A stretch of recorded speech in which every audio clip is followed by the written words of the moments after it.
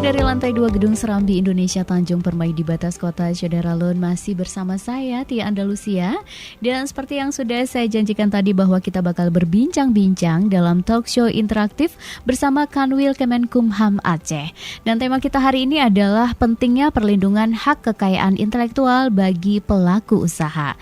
Syederalun sudah hadir di studio Serambi FM narasumber kita. Yang pertama ada Bapak Jailani M. Ali SHMH yang merupakan Kepala Bidang Pelayanan Hukum Kanwil Kemenkumham Aceh. Assalamualaikum Pak Jailani. Waalaikumsalam warahmatullahi wabarakatuh. Apa kabar Pak? Baik, alhamdulillah sehat. Terima kasih sudah datang kembali ke studio Serambi FM Pak ya. Mudah-mudahan bisa memberikan informasi yang luar biasa bagi Syederalun.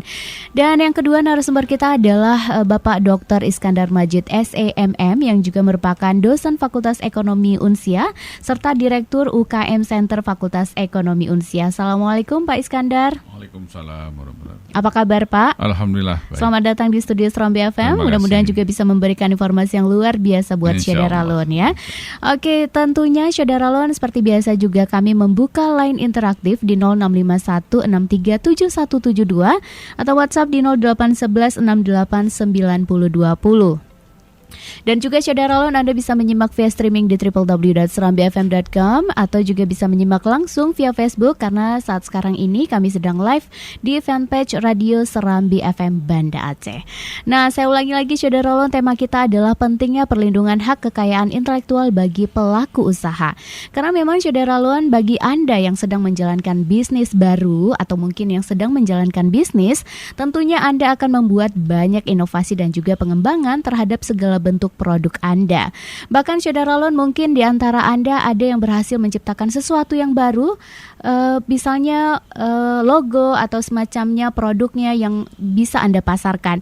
Jadi sekecil apapun inovasi atau juga karya Anda pada produk Anda, maka hak kekayaan intelektual adalah hal yang sangat penting.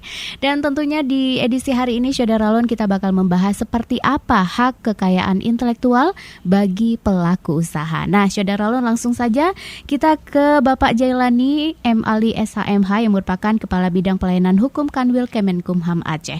Ya Pak, bisa Bapak jelaskan sebenarnya hak kekayaan intelektual itu apa sih Pak?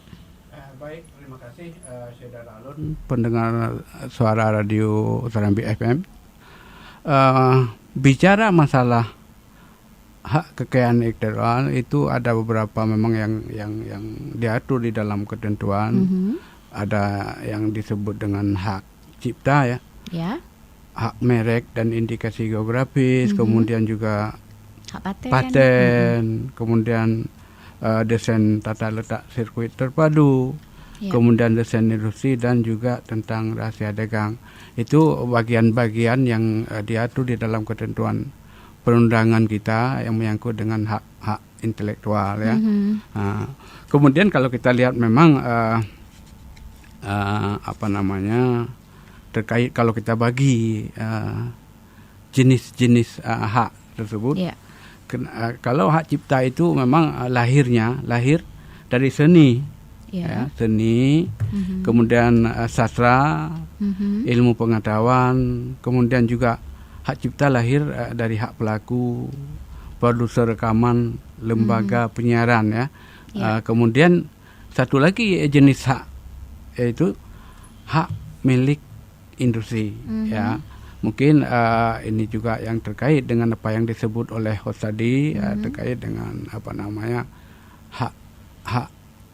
yang perlunya perlindungan hak kekayaan intelektual ya. Kalau hak milik industri memang sebagaimana telah kita sebutkan tadi itu terdiri dari paten ya, merek dan indikasi geografis. Merek ini terdiri dari merek jasa, kemudian juga merek dagang kemudian desain letak sirkuit terpadu, kemudian rahasia dagang, pelindungan varietas tanaman. Ini memang diatur juga di dalam kekayaan intelektual, tapi ini dikelola langsung oleh Kementerian Pertanian. Kemudian desain industri, mungkin itu ya. Ya, jadi memang sangat penting ya Pak ya. Bahkan saking sangat pentingnya jadi harus dilindungi. Sebenarnya kenapa Pak harus dilindungi HKI itu?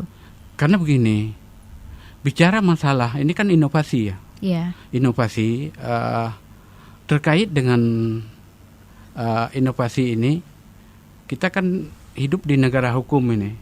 Ya. Setiap inovasi yang dimiliki oleh setiap warga. Ya. Kalau kita tidak melindunginya secara dalam sistem hukum kita, ini nanti masalahnya apabila ada orang membajak ya, membajak, menciplak macam-macam. Nanti setelah itu kita nggak bisa mempertahankan hak kita jika tidak dilindungi dalam hukum. Bagaimana caranya supaya ini terlindungi menurut hukum?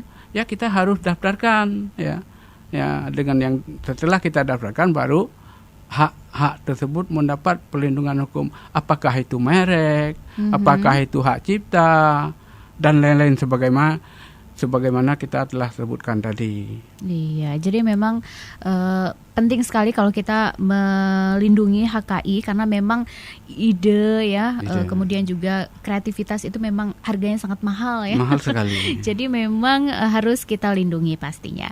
Ya, saya mau ke Pak Iskandar Syah dulu. Pak Iskandar, apa sih sebenarnya manfaat dari HKI itu, Pak? Ya, kalau untuk sektor usaha sebenarnya misalnya kita contohkan adalah merek ya. Ada dua sisi tentunya. Sisi pertama kita gunakan merek karena kita ingin mempromosikan produk kita. Ya, orang tahu ini produk saya. Ya seperti nama kita panggil ya. Kalau sama semua namanya dipanggil semua datang. Ya, maka ada perbedaan ya. Secara ringkasnya begitu. Namun dalam perjalanannya ternyata merek ini juga punya nilai, punya nilai yang cukup lumayan sehingga kalau tidak jelas kepemilikannya tentu akan diakses oleh orang lain. Maka ini sangat penting. Nilai ini bukan hanya sekedar uang. Kadang-kadang sebuah penemuan itu adalah yang diharapkan sebuah pengakuan. Saya yang mempunyai inovasi ini, ya. Sehingga layak diberi atas nama saya misalnya ya. Jadi bukan hanya sisi uang, tapi memang value yang kebanyakan dari dagang ini adalah dinilai dari sisi uang. Dan ternyata merek itu lebih mahal daripada aset lainnya. Ya, sehingga ini menjadi perebutan orang kalau tidak dilindungi oleh negara. Makanya kenapa HKI ini sangat penting. Oke, tapi Pak, kenapa masih banyak yang enggan yang melindungi HKI-nya, mendaftarkan mereknya, melindungi HKI-nya nih Pak? Ya, ini kalau di UMKM ada levelnya ya. Kalau kita memaksakan pada usaha mikro, sangat tidak mungkin. Karena hari ini saya mau dagang bakso, minggu depan mungkin saya mau dagang mie pangsit. Ya, jadi kalau kita terpaksakan pada mereka karena belum tahapan itu, lebih kepada usaha kecil. Nah, usaha kecil juga beranggapan pertama ini belum penting, ya, karena belum dirasakan itu penting. Nanti ketika sudah ada nilai baru dia rasa penting. Dan ini sering kita temui di Banda Aceh ada juga ketika namanya sudah terkenal, terutama kalau kerjasama dengan orang lain, dengan orang lain, partnership lah, ya, belum franchise, tapi partnership mereka. Karena belum ada uang, kita temanan, ngopi bersama, ya bersahabat. Tapi ketika itu ternyata merek sudah diakui, ada permintaan franchise dan segala macam, buka di berbagai tempat. Nah ini merasa penting. Nah siapa duluanan daftar? Ya. Itu masalahnya. Oke, jadi memang yang kalau UMKM yang mungkin masih kecil karena mungkin belum stabil juga. Tapi kalau yang sudah ada nama ya di Aceh kan sudah banyak ya Pak ya. Dan kalau kita melihat memang seperti menganggap remeh mungkin ya masih kurang niatnya untuk melindungi HKI-nya itu. Ya, tapi gitu ada hal kedua nih. Ini terutama kementerian ya, masa daftarnya. Ya, 2 tahun. Saya pernah daftar Pak, merek saya Kopi Sultan. Ya. Setelah 2 tahun dapat surat cinta, ditolak. Itu gimana rasanya ya? Setelah 2 tahun gitu kan? Padahal udah kasih nama Sultan. Gitu kan. Mungkin ada Kopi Sultan yang lain berarti? Ada yang sudah daftarkan dengan jenis kode yang sama. sehingga saya tidak bisa daftar lagi. Termasuk ada UKM kita di sini kopi juga mau daftarkan kopi sultan tidak bisa lagi karena kode tersebut sudah masuk ke pendaftaran tersebut. Ya, memang kita selalu usulkan ada dari anggota DPR pusat datang, maunya jangan 2 tahun lah. Ya, walaupun sebenarnya kalau sudah daftar sudah aman Pak. Aman. Ya. Tapi karena dilindungi selama pendaftaran ya, itu siapa duluan, ya tanggal daftarnya kapan, siapa duluan daftar, maka yang lain nggak bisa masuk. Tapi bagi masyarakat menilai, wah 2 tahun ini lama. Mungkin setelah 2 tahun di ACC Pak, dan ini terjadi. Setelah 2 tahun di ACC, bisnisnya nggak ada lagi, udah tutup. Ya, mestinya kalau dia paham juga, tanda daftar itu bisa dijual. Oke. Ya, iya. Karena ada harganya. Berarti ini nanti pertanyaan PR juga nih untuk Pak Jailan ya. Kenapa kok sampai 2 tahun gitu ya? Apakah mungkin bisa lebih dipersingkat? Baik, Syederalun, untuk Anda yang ingin bergabung, ingin bertanya-tanya mengenai HKI, silakan di 0651637172 atau WhatsApp di 0811689020. Syederalun, kita bakal kembali lagi dalam talkshow bersama Kemenkumham Aceh. Namun sebelumnya kita simak dulu pesan-pesan berikut ini.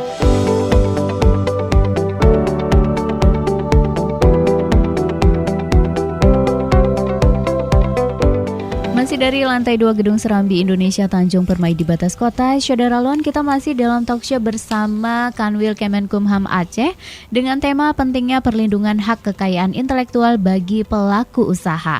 Nah, untuk Anda yang ingin bergabung silakan di 0651637172 atau WhatsApp di 0811689020. Untuk Anda Syederalun yang ingin bergabung silakan di 0651637172 atau di 0811689020 atau juga bisa menyimak via streaming di www.serambifm.com atau juga bisa menyimak langsung via Facebook di Radio Serambi FM Banda Aceh.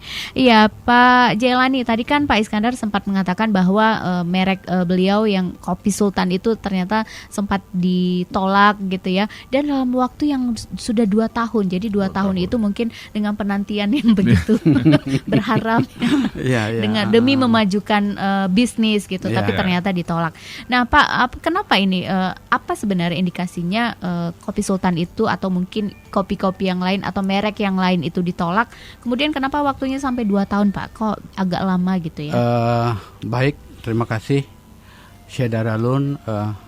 Memang dulu Pak Iskandar ya, Pak Iskandar, memang aturannya seperti itu. Ada masanya, pengumumannya sampai 6 bulan dulu ya.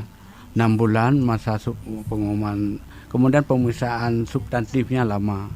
Namun sekarang kan sudah ada kemajuan Pak. Alhamdulillah sudah ada kemajuan. Kalau kita lihat ketentuannya ada di Undang-Undang Nomor 20 Tahun 2016 tentang merek dan indikasi geografis. Itu sejak permohonan diajukan sampai keluarnya sertifikat itu 8 bulan Pak. 8 bulan alhamdulillah. Ini kalau kita rincikan, masukkan permohonan, kemudian pemeriksaan formalitas itu 30 hari. Kalau dulu sampai 3 bulan itu Pak. Kemudian kita lihat pengumuman ya. Ini 2 bulan. Dulu sampai 6 bulan Pak. 6 bulan. Kemudian pemeriksaan substantifnya 5 bulan. Cetak sertifikatnya sampai itu jumlah semuanya 8 bulan Pak. Kenapa ditolak tadi sampai 2 tahun? Memang ketentuannya setelah diperiksa dulu kan sistemnya manual Pak. Manual. Alhamdulillah sekarang kan semuanya sistem sudah online ya. Dengan ketentuan yang baru, kita juga mengharapkan masyarakat tidak bosan-bosannya untuk mendaftarkan kekayaan intelektualnya. Oke. Jadi karena ternyata prosesnya juga lama juga gitu ya Pak ya. Karena memang merek yang mendaftarkan diri juga begitu banyak. Betul. Kemudian juga banyak yang harus dilakukan juga ya Pak ya, harus diteliti ini benar-benar mereknya tunggal atau ada yang duluan atau belum. Oke, kita terima dulu penelponnya. Halo, assalamualaikum. Waalaikumsalam warahmatullahi wabarakatuh. Dengan siapa di mana Bapak? Dengan Pak Rudi nih di Lambaru Skep. Pak Rudi di Lambaru Skep. Oke, silakan Pak Rudi. Ya, ingin tahu aja nih Pak sedikit tentang kekayaan hak intelektual. Karena kalau kita detail, mungkin secara kita telusuri keseluruhan mungkin sangat banyak ya hak-hak intelektual seseorang itu yang nggak bukan, mungkin ada gini Pak, prosesnya ini bagaimana yang perlu diketahui. Nah, mungkin yang saya juga pengen ketahui prosedur untuk supaya kita mendapatkan hak kekayaan intelektual ini bagaimana proses jalur-jalurnya. Itu satu. Terus langkah-langkah apa yang dilakukan oleh pihak yang berkompeten sendiri untuk melindungi masyarakat juga gitu. Karena ini kan berbeda dengan konsumen ya. Iya. Karena kan hak konsumen kan beda lagi. Karena kan itu kaitan setelah dikeluarkan produk, konsumen punya hak dilindungi juga. Sementara kekayaan intelektual itu mencakup apa-apa aja gitu Pak. Saya rasa pertanyaan saya itu aja. Oke, baik, terima kasih banyak Pak Rudi di Lambarus Cap. Ya, ini memang kita nanti bakal ke situ juga memang Pak ya. Tapi alhamdulillah Pak Rudi juga sudah bertanya mengenai sebenarnya klasifikasi dari HKI itu apa saja, kemudian juga prosesnya dari klasifikasi tersebut. Mungkin bisa dipersingkat aja karena kan banyak ya tadi ya Pak ya. Banyak. Terus juga ini bagaimana pihak terkait dalam hal ini adalah Kemenkumham untuk melindungi pebisnis atau pelaku usahanya. Oke, silakan Pak Jailani. Ya, baik, Saudara Lun, memang untuk mendapatkan perlindungan suatu kekayaan intelektual, kita misalkan seperti merek ya, merek jasa, merek dagang, sebenarnya nggak sulit ya, mengajukan permohonan, kemudian dengan identitas, kemudian bisa permohonan bisa kita ajukan sendiri, juga bisa melalui kuasanya.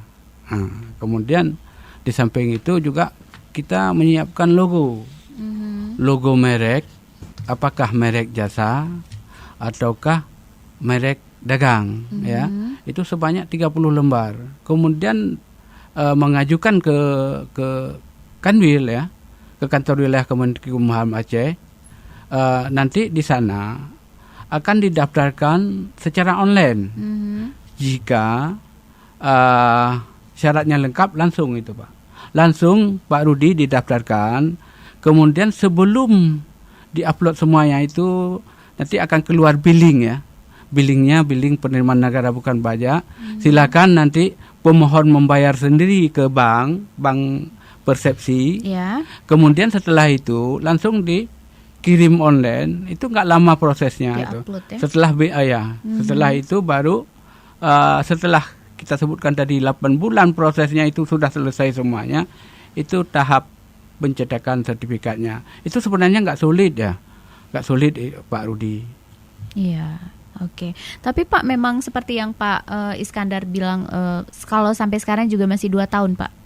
Kalau sekarang dah. Oh, sekarang nggak sampai. Kalau dulu ya, benar, karena memang ketentuannya seperti itu. Kenapa demikian? Ya, untuk pemeriksaan substantif itu sangat dikhawatirkan jangan satu merek itu dipunyai atau dimiliki oleh beberapa orang. Jadi itu sangat hati-hati. Nanti jangan ada gugat-menggugat di belakangnya. Seperti itu. Oke. Iya, saya ke Pak Iskandar. Pak Iskandar, kalau tadi kan Pak Iskandar juga sempat mengatakan bahwa mungkin banyak yang masih enggan untuk mendaftarkan itu ya karena memang merasa karena lama, terus juga kayak merepotkan gitu ya. Sebenarnya apa yang dilakukan pelaku usaha itu? Jadi jangan sampai tunggu besar usahanya, tapi kalau dia melihat wah ini usahanya bakal maju nih, Bapak mungkin bisa memberikan motivasi kepada pelaku usaha untuk ayo segera daftarkan HKI Anda. Ya, memang seperti saya katakan tadi bahwa yang kita motivasi adalah yang sudah punya ketetapan hati. Ya, sama seperti orang nikah ya. Nah, boleh nikah kalau sudah cocok. Ya, karena di merek walaupun COVID tetap ya kan. Walaupun merek itu tidak hanya sekedar logo, juga warna, ya juga desain. Nah, ini kadang-kadang ya juga jadi masalah. Karena itu waktu pendaftaran itu kan diwajibkan disertakan ya. Kadang-kadang teman-teman ini ya membutuhkan konsultan tambahan dan ini yang agak menyukarkan. Walaupun sekarang ini sudah banyak yang membantu. Tapi kalau konsultan HKI itu sudah ada kan? Sudah. Itu bagaimana cara mendapatkan itu? Cuman harganya mahal Pak ya. Nggak tersentuh. Oh gitu ya. Terkait dengan itu mungkin bisa saya tambahkan Pak.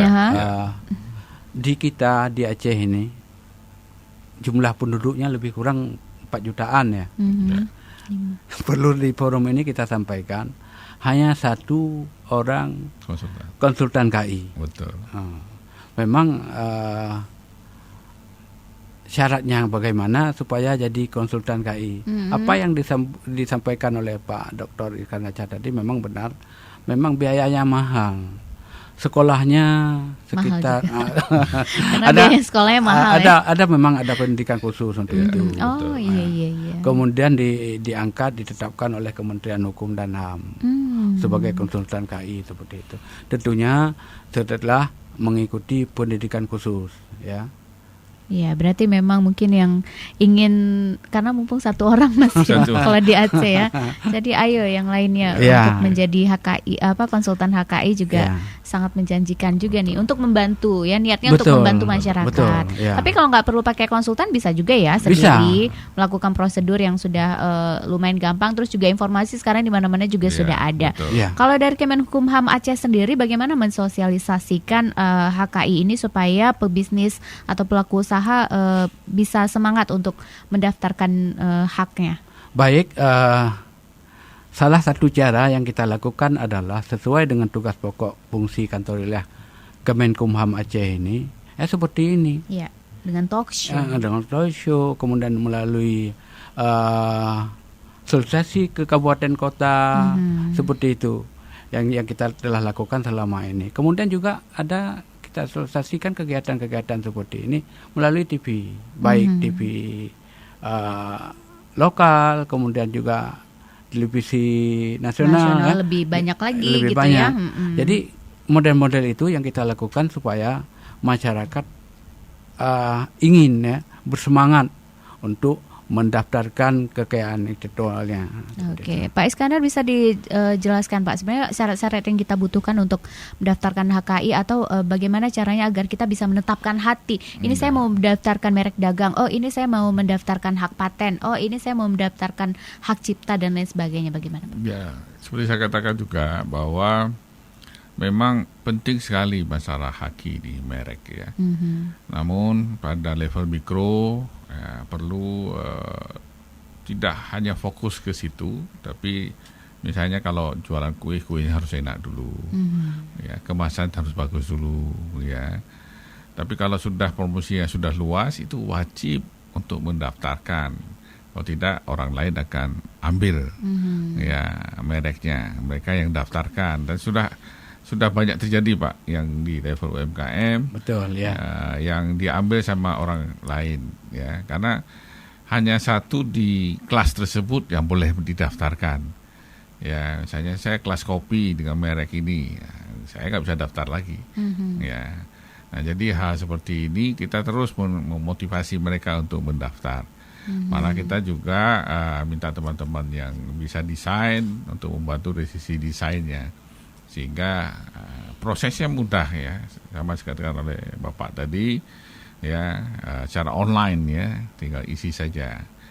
Pemerintah juga saya lihat juga menawarkan baik dari dinas maupun dari kementerian pendaftaran merek gratis ya. Jadi nggak ada transfer, mereka yang transfer Pak ya. Yeah. Jadi ada juga yang modal diskon atas rekomendasi dinas. Betul. Harga berbeda. Jauh Pak bedanya. Nah, jadi artinya nggak ada alasan masyarakat tidak daftar gitu kan. Alasan mahal nggak daftar nggak bisa. Ada yang gratis, ada rekomendasi. Nah, jadi tinggal ketetapan hati tadi. Ya. Coba lihat kasus-kasus lah. Ya. Bagaimana orang memperebutkan merek. Ya, walaupun saudara berebut juga. Ya, di awal-awal masih sehat, ngobrol enak, ketika nilainya sudah banyak permintaan, baru jadi masalah.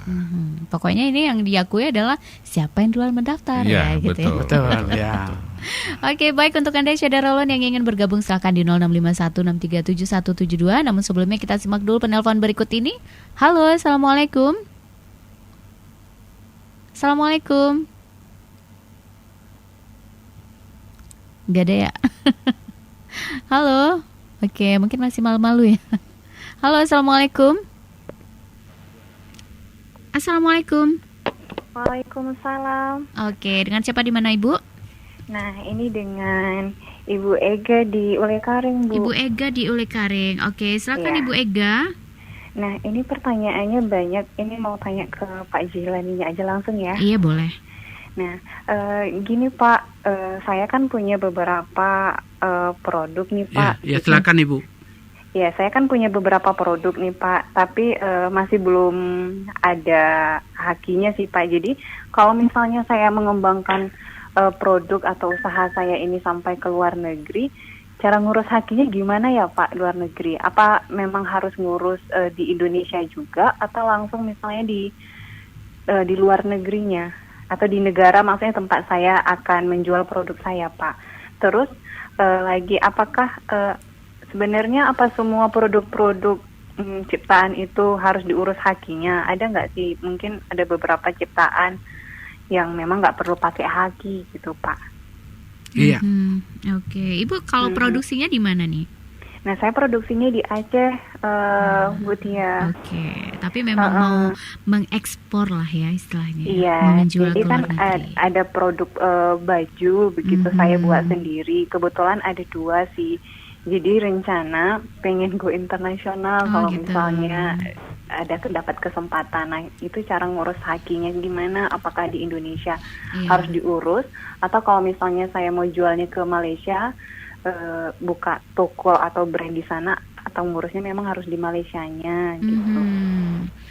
Kemudian ada satu lagi nih, Bu Tia. Ada tadi teman juga tanya, kan buka salon nih sebenarnya, tapi ternyata ada salon lain yang namanya juga sama dengan salon milik teman saya. Nah, itu sebenarnya gimana gitu? Merek dagangnya itu gimana cara ngurusnya? Oke, ada lagi? Enggak, itu aja. Oke, terima kasih Bu Ega. Semoga sukses ya. Amin. Baik. Assalamualaikum. Waalaikumsalam warahmatullahi wabarakatuh. Iya, ini pertanyaannya luar biasa ini ya, dari pengusaha asal Aceh yang mau mengembangkan bisnisnya sampai ke luar negeri, minimal ke Malaysia lah ya. Insyaallah. Oke, insyaallah. Oke, mungkin Pak Jailani bisa langsung menjawab Pak. Baik Ibu Ega, pertanyaan saya sebelum saya jelaskan lebih lanjut, mungkin ada pertanyaan dari saya ke Ibu Ega ya. Apakah merek itu yang Ibu mau pasarkan ke luar negeri itu sudah terdaftar di Indonesia belum? Sepertinya belum, karena kan mau ini, tapi udah tutup ini Pak. Oke, kalau begitu kita jawab 2 ya. dua kita. Tapi kalau sudah didaftarkan misalnya di Aceh, tapi itu bisa langsung dibawa ke luar negeri bisa ya Pak? Bisa, tapi ada apa namanya? Kita juga mendaftarkan di pasar luar di masing-masing negaranya gitu ya. Iya, kita daftarkan kembali. Misalnya kayak kita menjual juga produk dari luar ya. Iya. Itu merek-merek luar. Itu merek luar itu kalau masuk Indonesia juga gimana? Ya, ada yang dilindungi oleh negara kita. Kan ada WIPO di sana ya, yang melindungi hak-hak yang dimiliki oleh warga negara masing-masing gitu. Kalau tidak didaftarkan itu tentunya sama seperti proses merek yang ada di negara kita tidak terlindungi secara hukum ya. Kemudian mungkin menyangkut satu lagi merek salon tadi ya. Membuka salon yang persis sama dengan salon yang lain. Kembali kita bertanya kepada Ibu Ega apakah kedua-dua salon ini terdaftar atau tidak. Jadi kita menjawabnya karena teleponnya sudah ditutup, mungkin kita bisa menjawab seperti ini Ibu Ega ya. Kalau merek apakah yang disebut tadi itu termasuk merek jasa ya, bukan merek dagang itu. Salon itu salon Ega misalnya Ibu Ega gitu ya. Itu kelasnya merek jasa Ibu. Kemudian tadi juga sudah disebut sedikit tentang merek mana yang terlindung ya. Merek apakah ada 2 merek? Kita lihat memang yang duluan mendaftar tentunya itu yang mendapat perlindungan hukum. Kita tadi juga menyebutkan sistemnya pendaftaran online. Kalau ada merek masuk berikutnya pendaftaran secara online, itu pasti ditolak oleh sistemnya. Nggak bisa masuk. Itu dipastikan akan ditolak. Detik per detik itu ditolak. Kalau yang satu ini sudah masuk. Apalagi yang merek disebut, yang tadi disebut salon. Sama persis namanya. Saya khawatir kedua-dua merek ini tidak terdaftar ya. Tidak, arti dua-duanya tidak terlindungi begitu menurut hukum Bu Ega ya. Oleh karena itu mungkin khusus untuk Ibu Ega yang ditanyakan oleh temannya tadi, kalau belum didaftarkan segeralah didaftarkan supaya negara mengakui bahwa itu milik siapa gitu. Jadi saya pikir seperti itu. Oke. Jadi harus memang didaftarkan ya kalau memang merasa kalau salon itu sesuatu berarti gitu ya buat kita ya. Betul. Apalagi kalau sudah punya logonya sendiri, terus juga kreativitas sendiri ya di dalam dia melakukan jasanya. Iya, betul. Karena memang banyak yang seperti itu juga. Oke, nah saya ke Pak Iskandar. Pak Iskandar, tadi kan kalau contoh Pak Iskandar tuh mendaftarkan Kopi Sultan dan ternyata dalam waktu 2 tahun itu ditolak. Tapi bisa nggak kalau misalnya dalam kasus seperti itu ya Pak ya? Jadi Bapak memberikan alternatif, misalnya yang pertama ada Kopi Sultan, kemudian itu kayak jaga-jaga supaya kalau ditolak gitu Pak. Terus ada merek yang lain gitu, alternatifnya 2 atau 3 merek lainnya. Itu bisa nggak seperti itu? Sebenarnya ya ada trik-trik tertentu ya. Artinya kita bisa sanggah masa itu. Kalau sudah terlanjur populer gimana? Ya udah kita cari nama lain, jadikan payungnya. Ya, sehingga brand itu masih kita bisa pakai, tapi di bawah sebuah payung yang terdaftar. Ya. Tapi nggak tahu sekarang populer atau tidak, nanti Pak Jeremy jawab. Ya. Jadi ya kita sangat senang dengan sekarang sudah 8 bulan. Dan mudah-mudahan teman-teman UMKM juga akan cepat mendaftarkan, pentingnya ya. Saya mau kasih contoh nih untuk jawaban yang pertanyaan tadi luar negeri ya. Kasus antara Apple dengan Samsung. Ya, ada satu fitur yang dikomplain oleh Apple bahwa Samsung membajak punya dia. Jadi apa yang terjadi terakhir adalah berlomba-lomba mendaftar di negara tertentu. Ya, jadi ketika misalnya Samsung mendaftar di Korea atau di tempat lain, maka Apple tidak bisa masuk dengan fitur tersebut di negara tersebut. Ya, jadi ini namanya sudah masuk ke persaingan industri. Ya, di sisi pendaftaran. Ya. Nah, kalau merek, ya ini tergantung kita. Ada pertanyaan saya, Pak, saya memang menemukan, tapi saya mau kasih gratis ke orang. Ya, biasanya dapat pahala. Kasih gratis pun harus daftar. Ya, betul. Supaya nggak diambil sama orang lain gitu kan. Nah, jadi ini pentingnya. Ya, kalau kita lihat nama toko banyak sama. Ya, karena memang ini masih level mikro. Hari ini lahir anak satu, Muhammad Subhan. Taruh nama toko Muhammad Subhan. Lahir anak kedua, ada lagi yang lain. Tukar aja, digabung antara Subhan dengan Amir misalnya. Jadi nama tokonya Subhan Amir. Ya, karena merek itu belum dipikirkan secara betul-betul merek. Ya, yang bisa memberi image kepada produknya. Ya. Jadi ketika kita lihat sebuah merek, kita langsung tahu ini apa, benda apa ini. Tapi kita membuat merek biasa pakai nama sendiri, nama keluarga, sehingga kadang-kadang juga nggak bisa didaftar karena sudah sangat umum. Iya, makanya harus yang unik gitu ya, yang langka gitu ya, supaya gampang. Mungkin kalau kita bisa melihat merek-merek yang sudah lama, ini kan memang punya nama yang begitu kuat ya Pak ya. Betul. Bahkan sangat mendunia. Tapi nih kalau kita melihat banyak yang merek-merek ternama di luar negeri yang ternyata banyak KW-nya juga nih yang di Indonesia, bukan di Indonesia saja ya, di seluruh dunia juga. Kalau merek-merek yang sudah terkenal itu jadi ada KW-nya, tapi mereka kayak enggan gitu untuk menuntut si produksi atau produsen yang meniru merek mereka, mungkin karena harganya juga karena KW harganya jadi lebih murah gitu ya. Nah ini seperti apa Pak? Kalau misalnya mereka tidak tuntut ya nggak ada masalah gitu, tapi kalau mereka tuntut baru lebih ini ya, lebih harus ditinjau lagi gitu.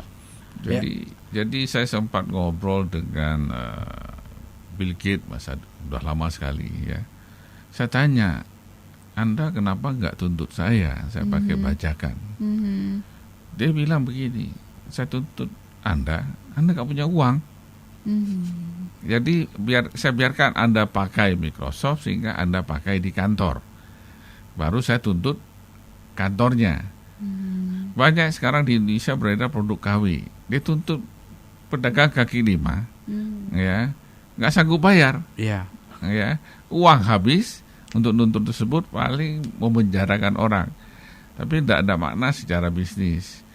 Jadi makanya produk terkenal sebenarnya lebih enak, paling yang dituntut ada negaranya, ya, sehingga kebijakan antar negara biasanya. Kalau kamu nggak jaga merek saya, nanti punya Indonesia di tempat saya nggak pedulikan. Jadi sampai melibatkan seperti itu kalau yang itu yang besar, terkenal, yang terkenal. Oke, baik Saudara Lon, untuk Anda yang ingin bergabung silakan di 0651637172 atau WhatsApp di 0811689020. Kita bakal kembali lagi dalam talk show bersama Kementerian Hukum dan HAM Aceh. Namun sebelumnya kita simak dulu pesan-pesan berikut ini.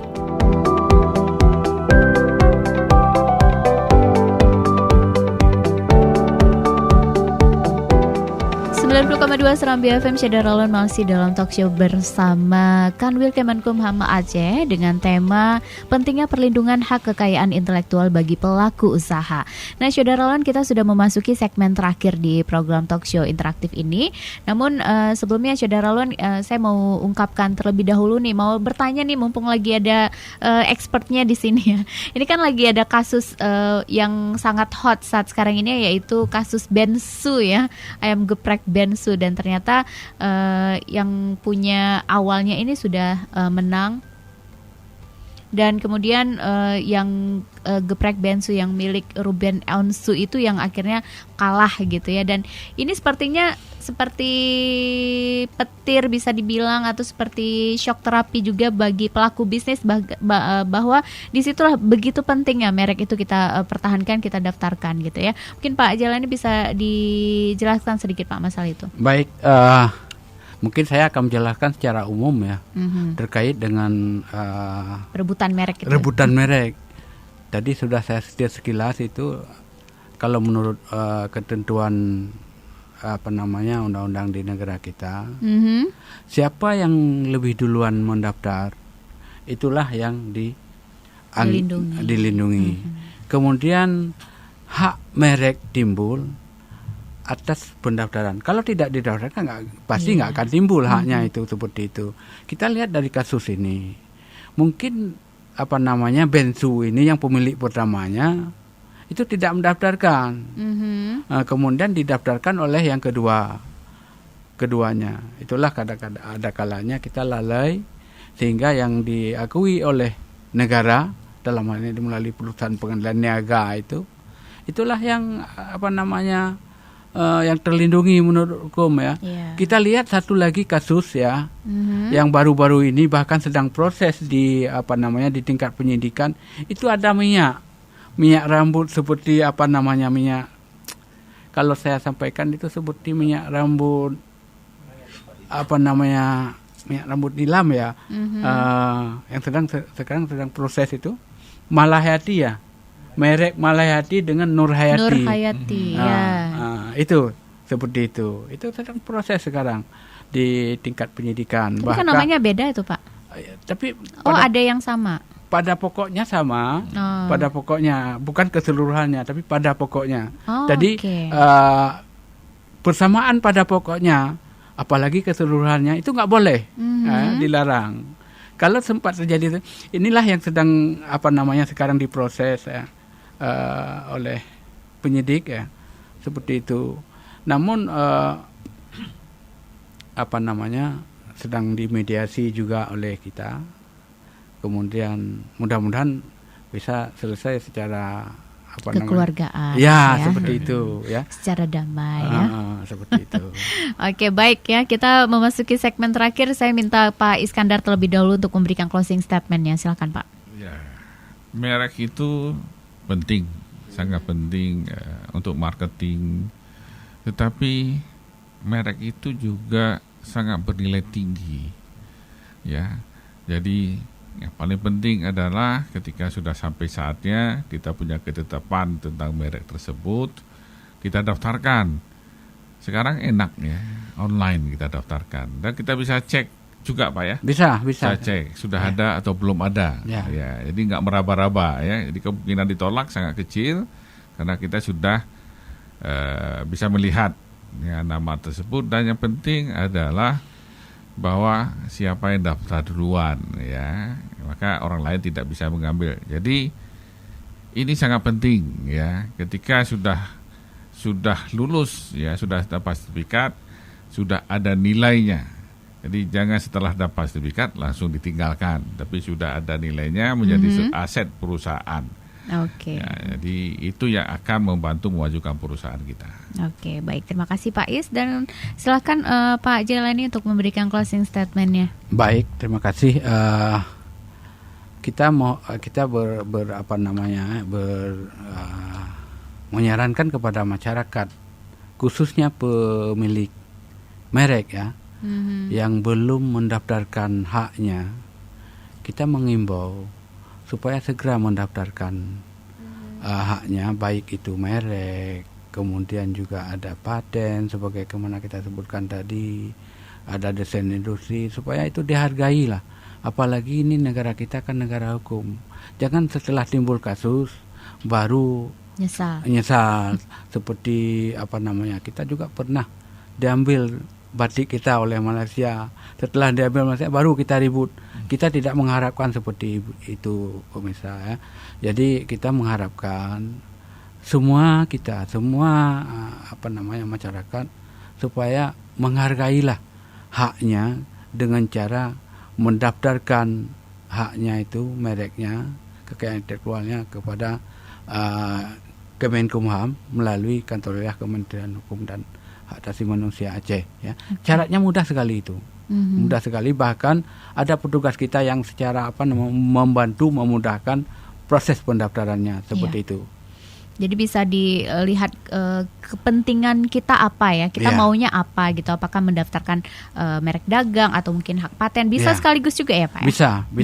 Nanti di sana dalam satu merek itu bisa juga didaftarkan desainnya juga. Desain. Kemudian juga bisa didaftarkan data letak sirkuit geografisnya. Kemudian banyak dalam satu merek itu bisa saja paling kurang 4 yang bisa didaftarkan. Dari segi bentuknya itu desainnya, dari segi mereknya itu nama ya. Sebagaimana Pak Dr. Iskandar tadi menyebutkan, terdiri dari merek itu terdiri dari kata-kata, huruf, logo, angka-angka ya, huruf-huruf, sehingga menjadi satu nama merek. Jenis hurufnya gitu ya, sampai warnanya. Betul. Pokoknya memang benar-benar makanya harus benar-benar dipikirkan dengan matang ya. Idenya benar-benar kreatif lah. Iya, seperti Jadi itu. Itu termasuk hak cipta juga ya berarti ya, Pak ya? Termasuk semuanya itu. Makanya kita mengimbau masyarakat supaya masyarakat itu menghargai haknya. Kalau kita tidak menghargai hak kita, orang lain tentunya lebih tidak menghargai ya. Seperti itu, oleh karena itu kami menghimbau sekali lagi kepada masyarakat supaya mendaftarkanlah haknya supaya mendapat perlindungan hukum. Jadi seperti itu. Oke, apalagi sekarang kita lagi COVID, jadi bisa secara online juga ya Pak ya? Bisa. Oke, baik. Kalau sekarang waktunya juga sudah tidak lama lagi, tidak sampai 2 tahun ya. Jadi untuk Anda yang mungkin punya hasrat untuk memperluas bisnisnya, kemudian juga untuk menjaga HKI-nya, mudah-mudahan bisa mendapatkan sertifikat dari Kemenkumham ya untuk HKI-nya, karena memang ini sangat mahal ya, kreativitas kita pastinya. Baik, terima kasih banyak Pak Iskandar, terima kasih banyak Pak Jailani sudah hadir ke studio Serambi FM, sudah memberikan informasi yang luar biasa. Selamat beraktivitas kembali. Assalamualaikum. Waalaikumsalam warahmatullahi wabarakatuh. Saudara, demikianlah talk show interaktif kita bersama Kanwil Kemenkumham Aceh dengan tema pentingnya perlindungan hak kekayaan intelektual bagi pelaku usaha. Dan tentunya saudara Lon, untuk Anda para pelaku usaha atau bisnis, silakan mendaftarkan hak kekayaan intelektual Anda agar mendapatkan perlindungan yang semestinya. Baik saudara Lon, terima kasih banyak atas atensinya. Saya Tia Andalusia pamit undur. Saudara Lon, wassalam.